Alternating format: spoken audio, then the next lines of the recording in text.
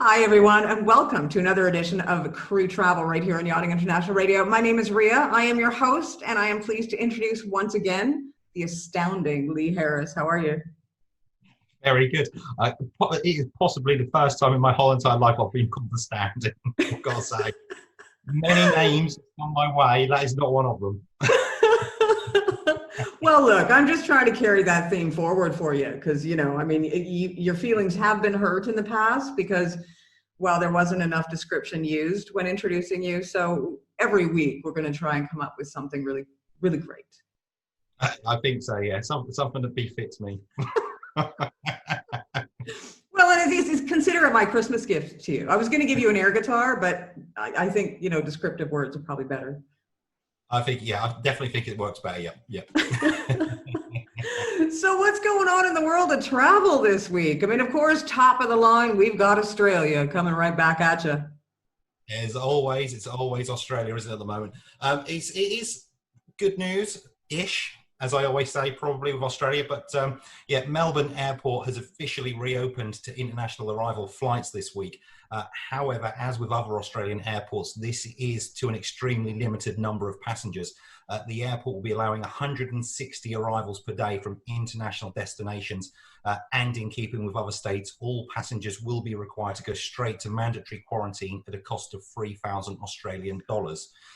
In other Australian travel news this week as well, the government also announced the extension of the ban for Australian nationals to travel overseas. The original ban was put in place in March 2020 at the start of the COVID pandemic and will now run until at least March 2021. That makes it a whole year Australian citizens have been unable to leave the country. That is obviously unless they have an exemption, i.e. seafarers. Wow, that's pretty. Is there any other countries that are refusing to allow their citizens to leave? Australia's the only one I know at the moment. I'm sure there probably are dotted around the world, but Australia's the main one that we know of anyway. That's pretty heavy-handed when you think about it. It is really, yeah. I mean, it's quite a draconian way, I guess, isn't it, with dealing with the pandemic? But then I suppose desperate times call for desperate measures. So true enough. British Airways, what are they up to now? Yeah, they've had a slap on the wrist. They've been naughty boys, unfortunately. The government of Hong Kong have imposed strict new rules on incoming flights.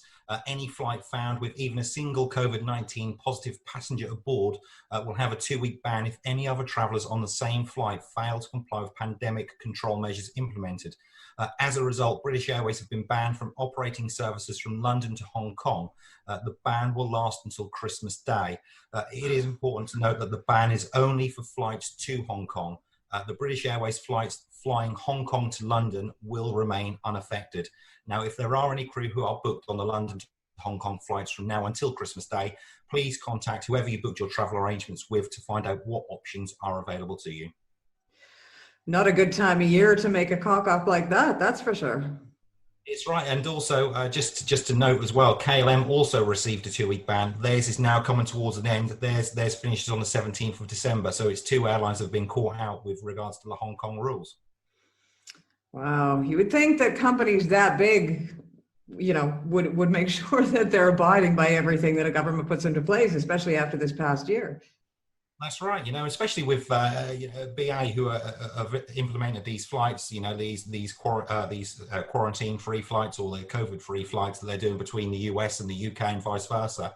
It's quite odd to see they're the ones that are being penalised for actually carrying COVID passengers on a flight. So, Cathay Pacific. Yeah, Cathay Pacific, they've joined the list of airlines that are now offering free COVID insurance.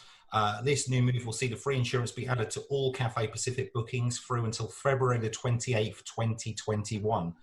The insurance covers all medical expenses related to COVID-19 diagnosis incurred whilst overseas. The insurance is automatically applied when customers book their flight with Cathay Pacific. The coverage includes medical and hospitalization bills, quarantine costs, Passengers will receive an allowance of $100 per day per passenger for up to 14 days due to COVID-19 to help during periods of unforeseen and mandatory quarantine. They also will cover evacuation and repatriation.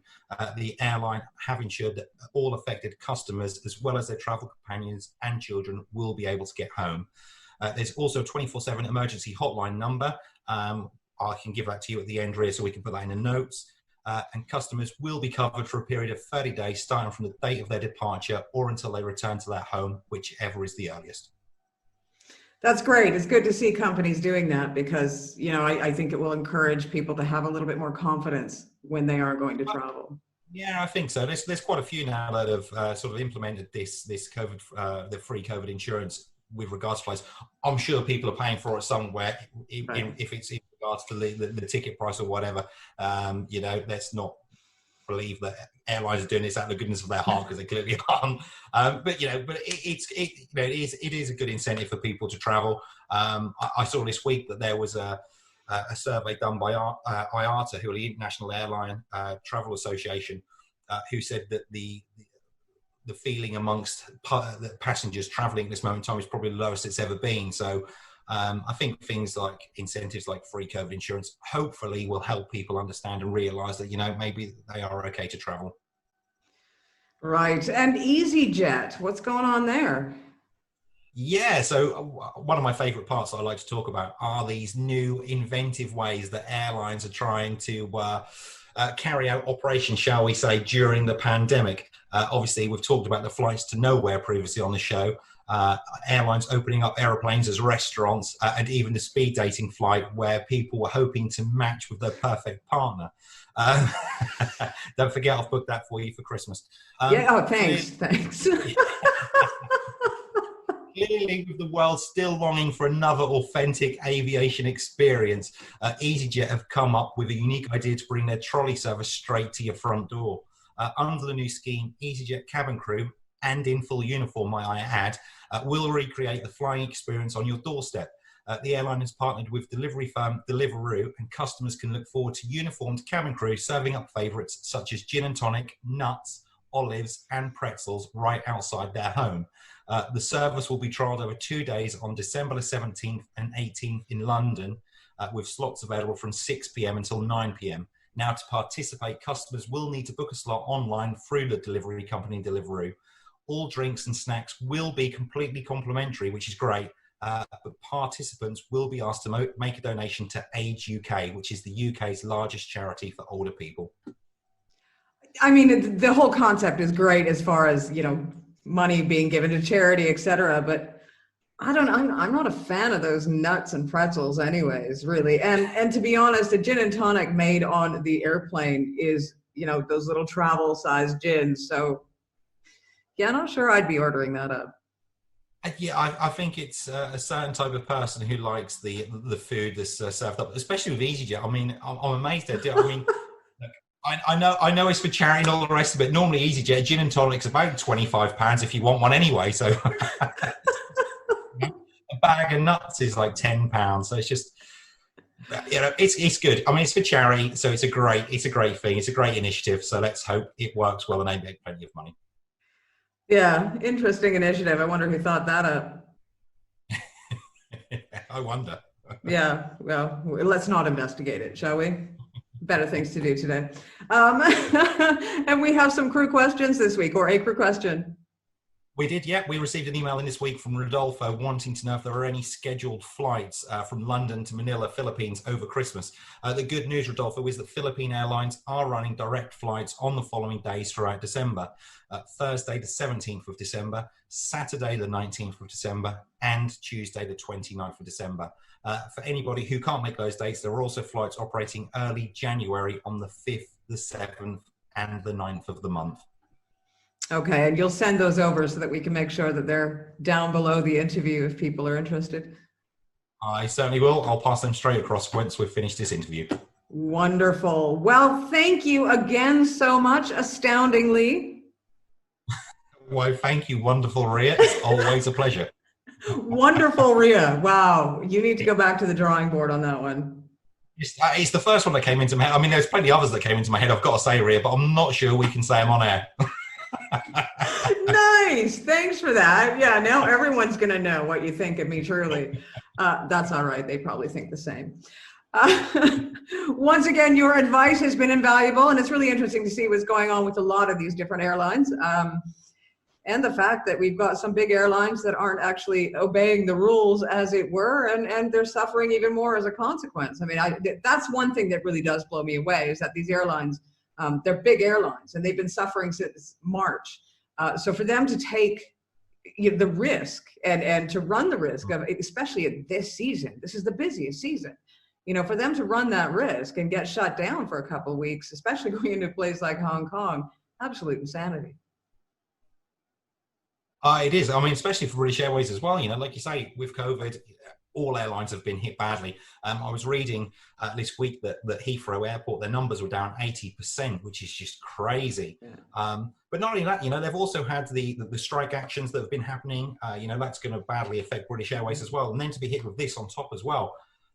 Yeah, I mean, it's just madness, isn't it? And ludicrous that they've allowed COVID passengers on their flight. Especially now when we've talked previously on other shows with regards to how quickly you can get COVID tests turned around. I don't know. It seems to me that maybe we should be implementing COVID tests at check-in right across the board. I know it's easy for me to sit here and say that, and it's probably a lot more difficult, with logistics and all the rest of it. But we're 8-9 months in. Well, I say 8-9 months, but actually a year into the COVID pandemic now. If we go right back to the start, maybe they have been a little bit slow on the uptake. A little bit, but you know what? When it comes to big companies, that tends to be the way it works anyways. You have a long chain of command to go through. And it's like Chinese whispers as well. One person says one thing, and by the time it gets to where it needs to go, it's a completely different conversation. So I don't know. Let's hope that in the next 6 months we get everything figured out, because, I know with Europe coming, March of 2021 is the beginning of the season, or the time where the season starts in Europe. And the season just didn't happen last year. Or this year, sorry. So, hopefully things start miraculously coming together and people start making decisions properly. We can hope, can't we? I mean, we've got the vaccine now being rolled out in certain countries, we'll wait and see how successful that is. But forever the optimist. I'm hoping and I'm praying that, like you say, come March and the start of the season, then we'll all be good and we'll have there will be a fantastic season in Europe this year, or next year, I should say. Well, thank you so much, Lee. As always, it's an absolute pleasure. I hope you have a great week, and I hope that we have some more good news this coming week in travel, because it's always best to have good news as opposed to the news that we normally have. Yeah, let's keep our fingers crossed, eh? Yeah. Once again, you've been listening to the astounding Lee from Blue Marine Travel. This has been another edition of Yachtcrew Travel right here on Yachting International Radio. My name is Ria. I have been your host. Please tune in again next week.